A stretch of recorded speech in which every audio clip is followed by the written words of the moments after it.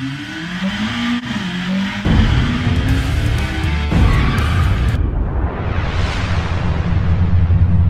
Tony brought this car up to me. He said, "Oh, I want to do this mission on our car." And I said, "I'm just not an electric car guy. I mean, to me, electric cars are an acquired taste. They're like scotch or cigars or chemical castration. I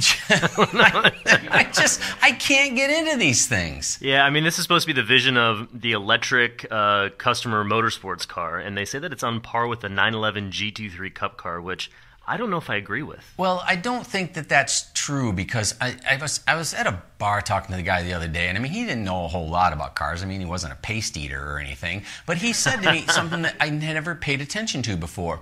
The top speed on electric cars doesn't match their horsepower or torque ratings. Yeah, and you were telling me this before because you were comparing it to, what, the Tesla? And I know saying this might get me buried in the desert somewhere, but you have to be honest if you're an electric car guy.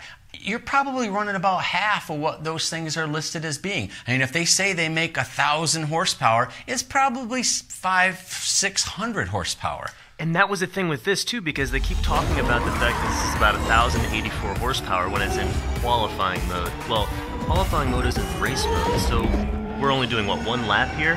And it says the constant output of this thing is about 640 horsepower. So this isn't a 1,084 horsepower car, it's a 640 horsepower car. And I run into that. You're exactly right, because I'll talk to, you get those guys that have the Teslas, and they'll say, "Oh, I've got all this power and all that," and it just makes me so mad. I mean, not mad enough to kill a drifter, but I still don't, I know that this is not a right power rating. Yeah, I mean, 0 to 60 in 2.5 seconds, that's on par with the Aventador SVJ, which is 700 horsepower. So, I mean, how is that even close to 1,084? Well, this car, if you take a look at the numbers on this car, I mean, it's got a decent top speed. It's a 186 mile per hour car.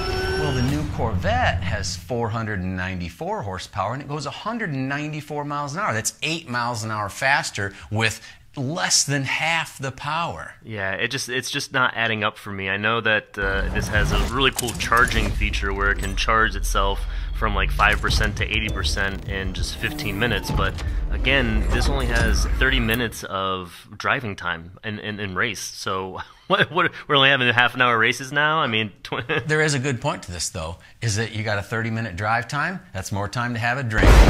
Cue the whiskey, girl.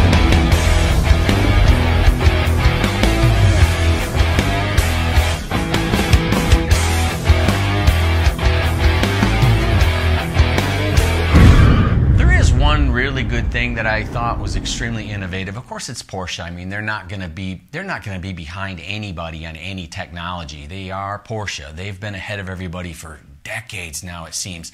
But instead of putting the battery down in the bottom of the vehicle like you normally would put it, they made the battery a block shape that's centrally located in the vehicle, which is really a great idea in that it keeps it for safety, so if you get hit in the side, it doesn't impact it and catch on fire and cause a big problem. But at the same time, it allows the driver to be set a lot lower in the car, so that works out too. It's a really great, it's a great innovative design that I knew that people like Porsche would come up with. Yeah, and there's a lot of nuances to this that may not make it to production because, again, this is just a concept, but they even talked about, which I think we had discussed earlier, the fact that this can be an eSIM or simulation racer that you can, from what it sounds like, take the interior out of the car and then you hook it up to these pistons and stuff that can move it while you're driving like a simulator. I'm not really sure how that works out because they didn't give me any kind of specs on that, but interesting. This car does have a secret, though. And it's not, oh, by the way, I used to be a man type of secret, but it's one of those, it's got a button on it that if you push it, it will stream your racing online. Ooh, nice. Which I think is really cool. I mean, that's a pretty cool concept. I know that this is just an exercise that Porsche is doing with this, so I can see where it can go into a car that they can build later, but they have to get these cars so that they don't have these big charge times, because this car comes in and in 15 minutes it's up to 75%. Well, it only runs 30 minutes when it's at 100%, so now you're doing like a 30-minute first stint and then maybe a 18 to 20-minute second stint, and it's not working. Why don't they have battery packs that you can just plug in and disconnect. You would think, because they were talking about that for a long time with the Teslas, how you could just drop the battery out of it in some of these quick change battery places, and they put a new one underneath you that's already fully charged. And you would think that, especially for racing this, that's what you'd be able to do with this too, just like a quick pit stop, drop it out, put a new one in, and keep going.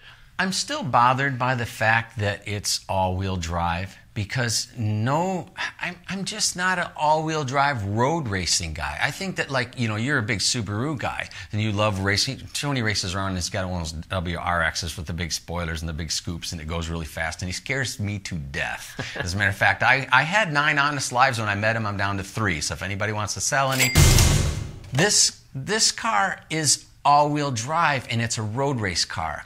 And if there's one thing that Audi learned in the Trans Am series years ago is that they made an all-wheel drive car to race in the Trans Am series. And it didn't do anything, and then when it rained, they finally were winning races. And this is all-wheel drive, but it's a road race car. It's like you're mixing metaphors. It doesn't belong. Do you hear an alarm going off?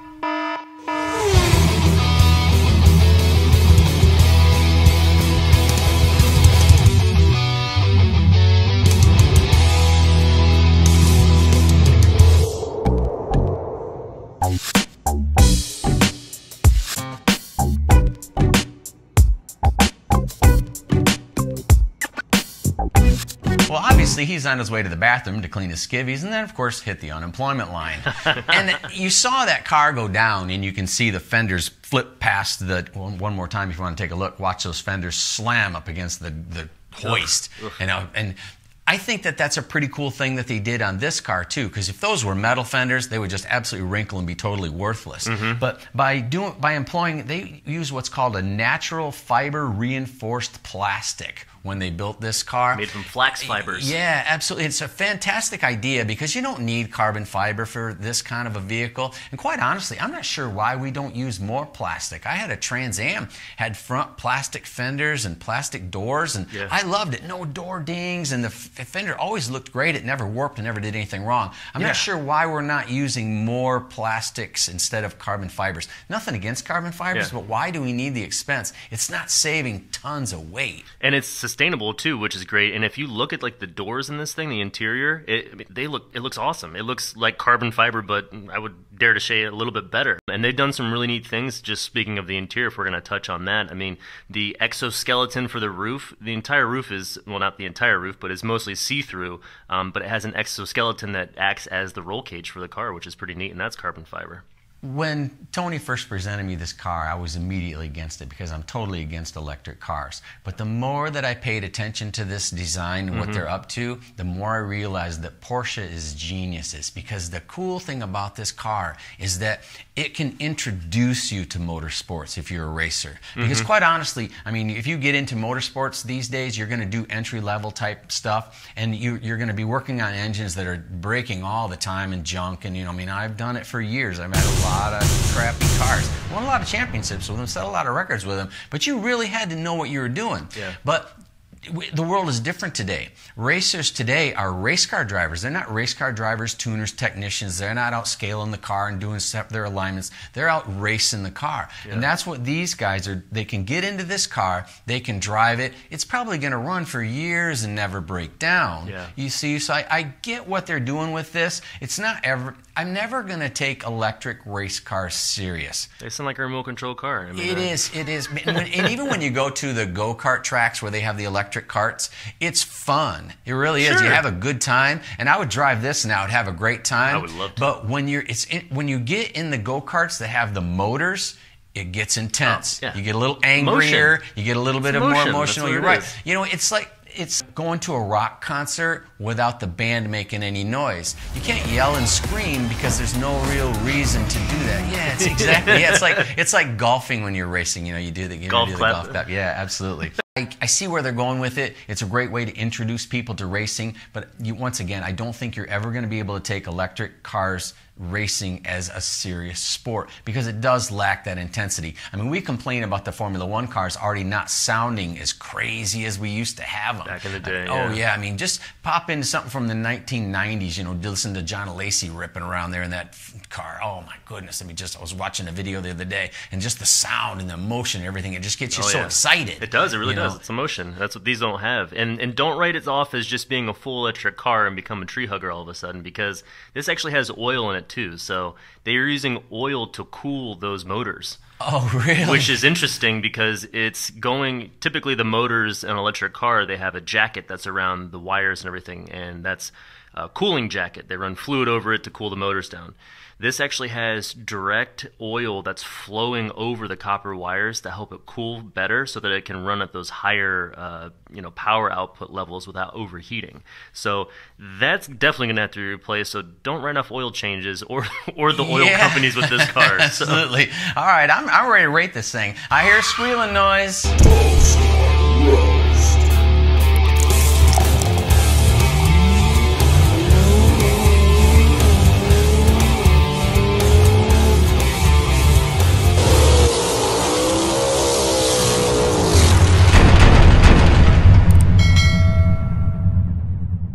Cockpit layout in this thing was steering wheel, amazing. The seating. I mean, even the seats, the way that they flow, which is part of that battery pack area that you had. Exactly. It allows them to get lower, and it's almost like an F1 style racing. Yeah, and that whole thing, I understand. I'm trying to understand a lot of what they're talking about. Was that whole module comes out and then is bolted onto another simulator deal, so you can actually practice in your own car, in your own living room, which I'm sure is cheap. I'm sure that's really I'm sure that's really cheap. But they really did a fantastic job in the cockpit layout. I mean, check it out. Beautiful. I mean, just a beautiful layout. So you know that if you were a sim racer and you were really good, there's no reason unless you were scared of the G-forces and the braking. So I don't know if you've ever been in an accident before, because I've been in a few, but they hurt. So you're going to have to get used to that, because if you mess up in the sim at home, not a big deal. You press the reset button. You mess up in this, it's going to leave a mark. Yeah, and also just talking about innovative technology, I mean, this is pretty cutting-edge stuff right here that I'm about to tell you.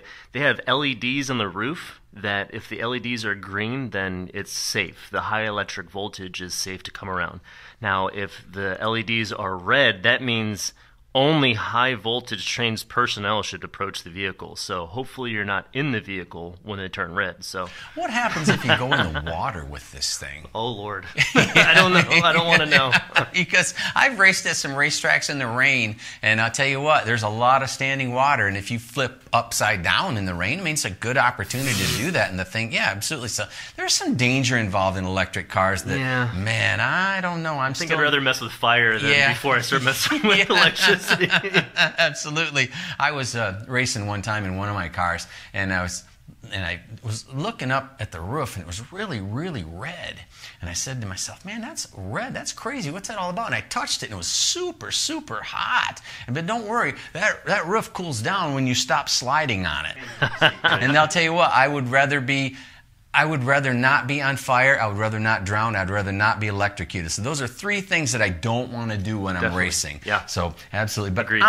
on styling on this thing, I still can't rate this thing anything serious as far as in a performance car, because it's still kind of short and kind of cute. It's not that short. Well, actually it is. It's shorter than a 718 Cayman.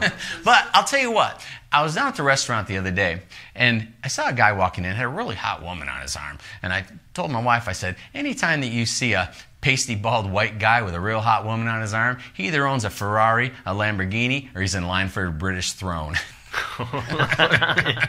This car is not super attractive to me. Really? It's got some neat stuff on it. It's got some cool active arrow stuff on the front. I love that. Did you see that? I don't know if that's going to work well. Like, I don't know how it's going to go back, but I don't know if we can get the video clip of it, but it's like slats in the front, and they come back on each other, and then they're supposed to go forward to close.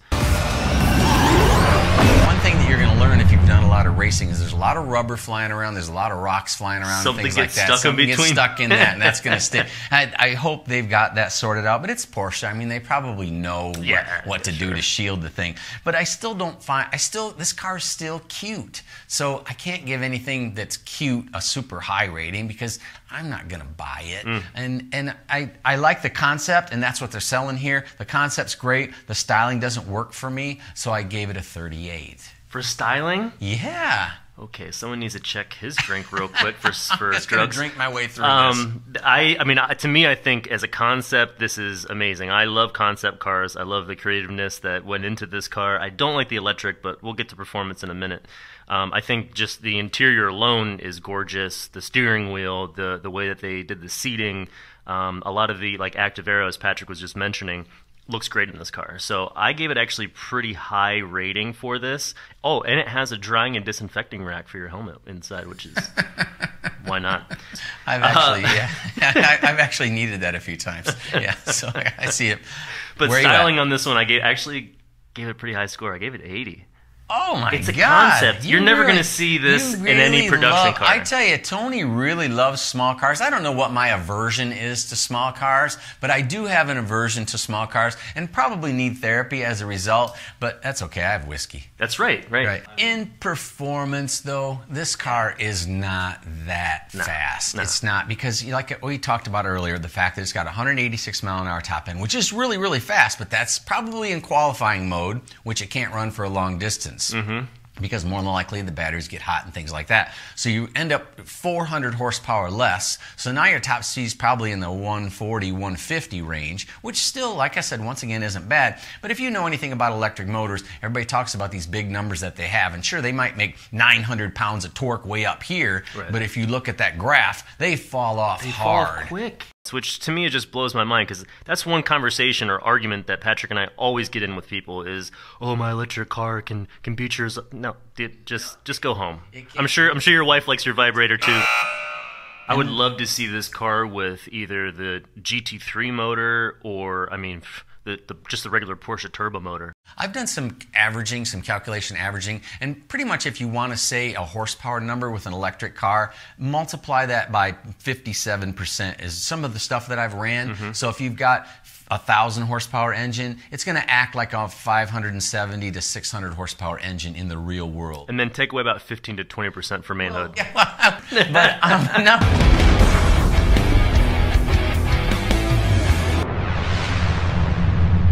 Take a look at the Dodge Hellcat, the Charger Hellcat. Yeah. It's got a 35 coefficient of drag. It's got 797 horsepower, and it goes 203 miles an hour. Yeah. Now you look at the Tesla Plaid. That's got a 208 coefficient of drag, and it just in 1,070 horsepower, and it barely hits 200. Yeah. So they're off at least 270 horsepower just in trying to match the mile per hour. Then you've got the coefficient of drag difference. Your Plaid probably makes 600 to 700 horsepower. I'm sorry to tell you. And they're not tracking that car multiple laps either. Yeah, we all know that the electric cars will do. There's not enough vents and grills on those things to get rid of those heat. No. You know, they go out and they do that great thing for 30 seconds. And like when I was 15 and dating, It was amazing for 30 seconds. After that, it was pretty much over. Wait, only when you're 15? Well, yeah, well, I was a late bloomer. But this car in performance, it's less than a C8 Corvette,